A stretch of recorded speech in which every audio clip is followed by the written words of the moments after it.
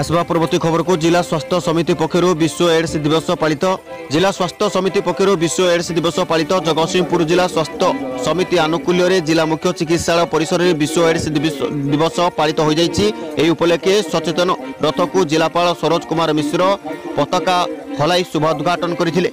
जिला मुख्य चिकित्सालय ओपीडी सम्मिलनी कक्ष जिलापाल अध्यक्षतार जिला मुख्य चिकित्सा अधिकारी डॉक्टर विजय पंडा, डाक्टर बसंत कुमार बारिक, डाक्टर प्रमोद कुमार बारिक, डाक्टर शत्रुघ्न दास, डाक्टर क्षेत्रवासी दास, डाक्टर चक्रधर जेना प्रमुख जोग देइथिले।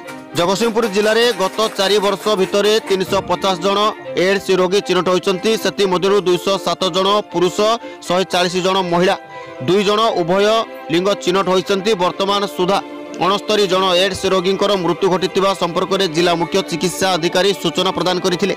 जगतसिंहपुर ज्योतिरंजन पड़ांक रिपोर्ट जेबीएन टीवी।